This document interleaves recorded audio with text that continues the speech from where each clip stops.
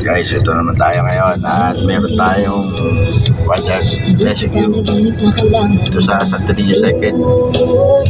Bali tinawag ito ng ating snake catcher. So reported na meron daw reticulated python somewhere dito sa Santo Niño Second. So makipag-coordinate muna tayo sa barangay, sa local government unit. Ito kasama ko si JD, Matigas sa Matigas. So na tayo nung isang way pa para sa rescue natin to sa reticulated python.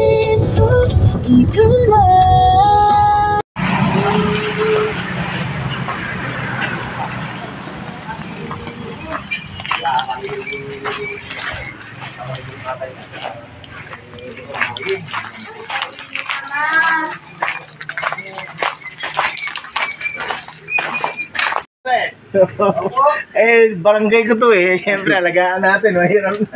Ate Shirley, ito may dinar. So dito tayo sa area sa Santo Niño Second. Nakausap natin yung may-ari ng bahay para voluntary surrender yung python. So stay tuned lang kayo mga guys. Kailangan dyan pakakainin mo ng manok. Okay.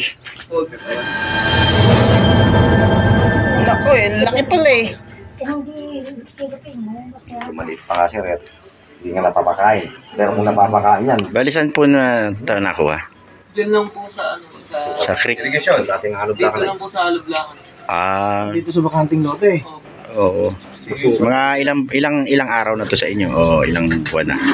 Wala pa pong buwan yun. Kailan lang po nahuli. So, okay naman. Sino nakahuli? At kung ano man huwag nyo hayaang makawala. I-surrender po talaga nila yan. Kaya lang hindi naman nila alam kung saan sila lalapit. Saan nila lalapit. Malaki na ba? Hindi ko nakikita natatakot ako. Laki na. Kaslala braso. Braso ng bata. Nakakahabad. Ilang metro siguro yan. Kaya tayo mapunta sa bahay mo yan, di ba? Ayun lang yung mga kabayan namin. Sa may halublakan. Paano kung mapunta dito sa amin yan? Sawa yan hindi po nakakapatay, kaya lang iniingitin ka. Makakapatay yan, ante. Oo, iniingitin ka kapatay. Papatay niya, iniingitin ka. Pero hindi mangangagat. Kasi po, medyo ay, totoo, matagal na. Matagal na. May ilang araw na kung di pa kumakain yan. Hindi na kumakain. Wala nang nahuli. Gutom na gutom yan. Oo. Ba't di niya in-order ng pansit kanin kasi kadaming nagpapansit kanin sa labas Sana kung nagpapansit kung kumakain nga po sana ng bangus yan Bangos. Ito na po tayo ngayon mga kaibigan, ang mga sangay ng ating DNR. Kasalukuyan po nilang kinukuha at nire-retrieve ang nahuli nating python. Nahuli daw po nila ito sa kabilang bakod sa bakanting lote ng halublakan. Kaya sila mismo pa ang nagturo para ma-surrender sa ating ahensya. Ano po? Yan, nakita nyo naman po talagang silyado. Gutom yan. Matagal na hindi kumakain. kakagat talaga yan, mabising Tumatalon-talon pa po yun, parang Hindi po talaga ito Hindi po kaya, paano po kaya yun? Hindi ba wala po ba tayong maglilinis doon sa galing sa DNR? Baka meron pa po doon kasi delikado po yung mga buhay namin dito. Maraming kon dyan. Ahas dyan sa Isa lang po yan, maliit pa. Nakita niyo po, nanay pa yan. Hindi ko nakikita. Ayan po mga kaibigan. May anak pa yan. Ganyan po siya kalaki. At na-turn over po sa atin. Anong klaseng python niya? Reticulated. Pinangalaman nga ng tawag po dyan ay reticulated python.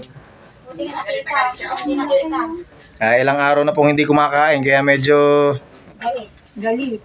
nanlilisik. Ay, ganun. May kon pala kayo. May gamit pala kayo. Nakikita. Ayan, tumulaw. Ay! Ay! Ay! Ay! Ay! Ay!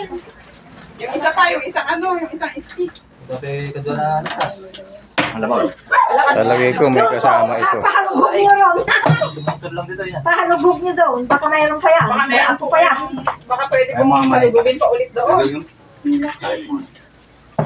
Baka may asawa pa yan. May anak pa yan. Yung anak lang yan. Pero maganda raw ang kulay. Ayan na, nakakagat Lumaon, lumaon. Ay, Hindi baba. Nakakapal yan. Ayan po, nakakagat oh.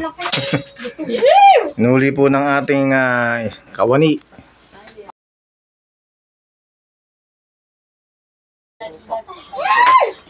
Lakas, oh. Nakita nyo naman oh, nagpupumiglas. Hindi naman bumabaon, kuya. At huwag po kayong mag-alala. Kompleto naman po sa bakuna ang ating mga Rescuer. rescuer ng ating python.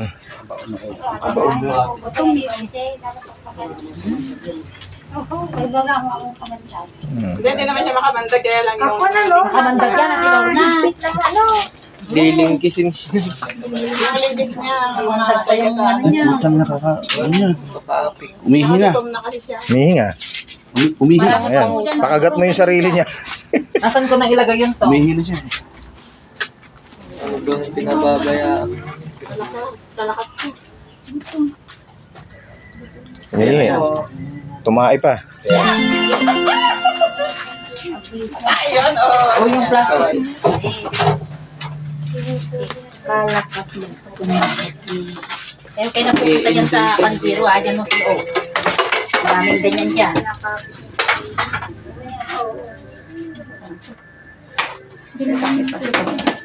Tagpil na nga mga nanay natin. May nanay pa yan, Jordan. Mag-request ng magkakalugog dyan. Oh, pangalawa na yan eh. Tanong nyo muna kung saan nagtatrabaho yung nanay at kung single at nang makita natin, ano? So ito na nga tayo guys, magkandak tayo ng IEC para sa mga locals natin para maintindihan nila yung batas ng Wildlife Act 9147. Batas natin na pinagbabawal manghuli, pumatay at pag-alaga ng mga pinagbabawal ng mga wildlife natin para hindi sila magkamali next time at mag-ingat din sila. So para may knowledge sila sa batas na ito at kung kanino lalapit